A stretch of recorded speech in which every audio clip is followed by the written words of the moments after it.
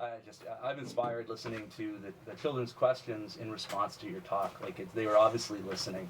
How do you feel after something like that? It is absolutely the favorite part of my job.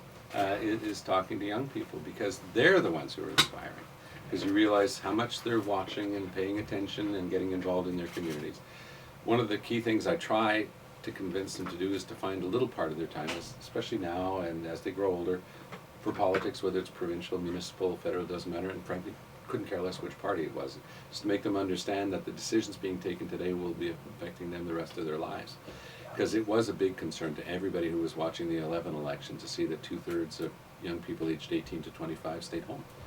And that, for me, has always been a priority. So whether I'm in an elementary school, a high school, a college, a university, I always make the point, and I try to understand, especially at the university level, why they didn't vote. Part of it is they're so engaged in their local communities. It's the most engaged young generation in history, but they're engaged in different ways. So sometimes they're not convinced that what's happening in Queen's Park or in Ottawa or in Quebec City is of great concern to them, but the point is to try to convince them that they have to be involved in that too.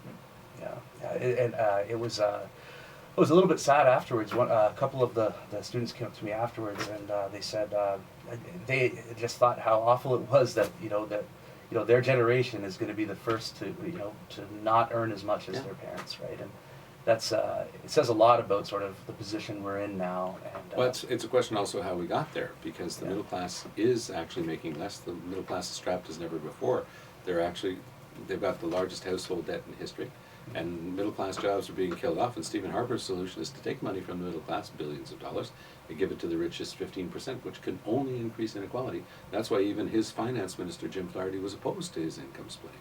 So we're going to keep going on that. We've got a clear plan for childcare. We've got a clear plan, for fairness, and people are starting to really take notice because they know that we can actually do it. It was a little bit of a trek, it's yeah. Country. So it's gorgeous, right? Like just a fantastic place to live on many levels, right? Like it's still very beautiful. A lot of land that has some great potential in terms of sustainable development, right? And I was really impressed when I learned that you had decided to resign over that decision that you spoke about today. Could you talk a little bit about that? Sure. I was being pressured to sign an order in council that would have transferred land in a provincial park to private developers to build condos in what was called Mount Orford, or in French Mont Orford, M-O-N-T, Orford Provincial Park in the Eastern Townships, and I simply refused to do it. So I quit. They replaced me, and the very first act of the guy who replaced me was to sign that order in council. And what was interesting is it caused such a kerfuffle that they actually had to back down. They never did it. They were never able to try. And what happened was a lot of foundations and land trusts started contributing more to the park. So I just got word again last week that the park, that the area is expanding again. It's part of the Appalachian Trail system in that area, and there's been a lot more movement towards preserving land in the area. So it really brought a lot of people to realize everything that was being lost if we kept doing things the old way. It's amazing, like sometimes when it takes one person to take a stand like that, and it's it's part of who you are. It's something I've done. Have you noticed any injustices in office? Well, there are injustices in our society. When I see young people who can't afford to go to university and they're smart enough to do the studies, that's an injustice. Because in a society as rich as Canada, that shouldn't happen. I know that 800,000 Canadian kids go to school in the morning hungry. That's an injustice, and I don't accept that as inevitable. That's a funny word. Inevitable is an argument that you sometimes hear, just the way it is, we just have to accept that. I don't accept it. I don't accept that First Nations reserves are so poor, they're like third world conditions. Again, Canada is one of the richest countries in the world, and I don't accept that senior citizens, the elderly, should be living in complete poverty. They're the ones who built this great country of ours. So a little bit of help to them that the government could give could change things. So you see those every day. I see them every day as I travel. I see people, when I come out of my hotel in the morning, there's a little hot air thing coming up from the metro, from the subway. And I see people sleeping on notes because they're out in the street in minus 15. That makes me cry. That's that. So these are all things you don't need to have in our society because we're rich enough to take care of each other.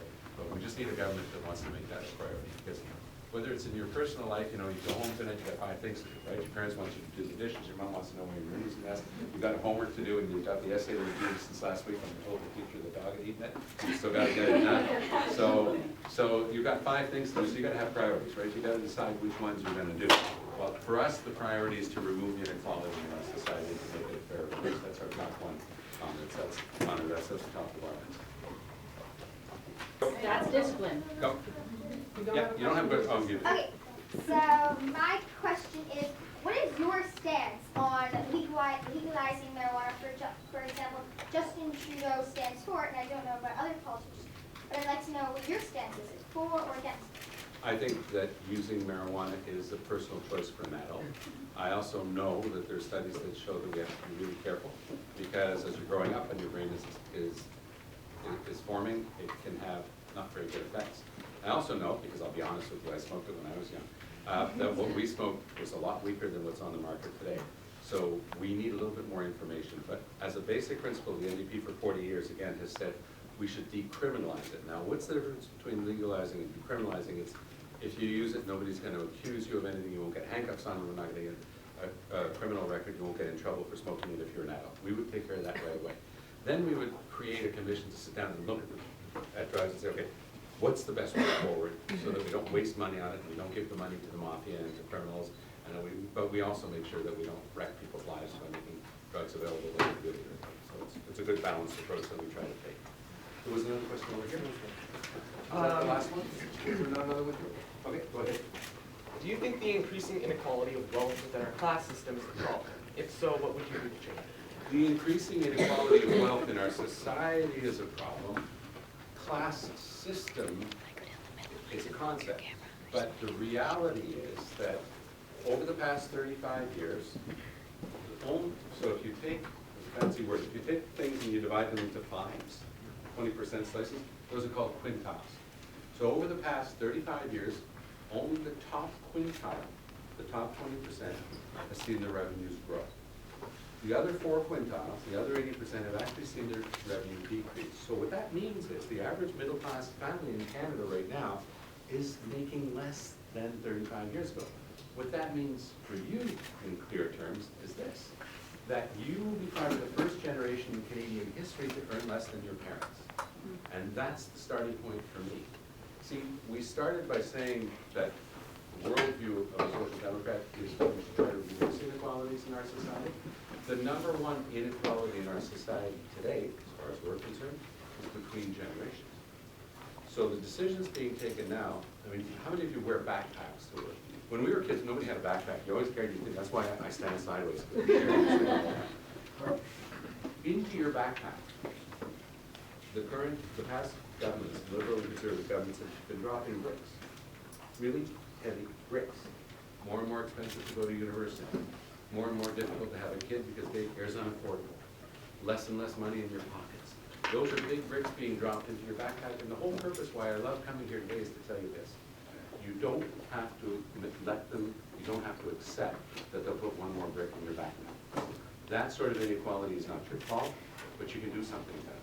And as I said at the beginning, and I'm honest when I say this, I'm sincere, I prefer you work with the NDP, I think we're great. But if you'd rather go with the Green Party or the Liberals or the Christian Heritage or it doesn't matter. Get involved.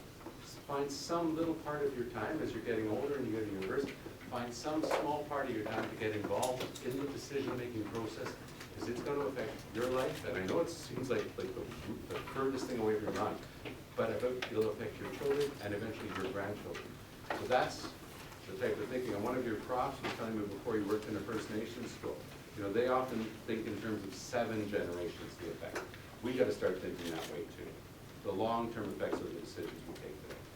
I can't thank you enough for being here today.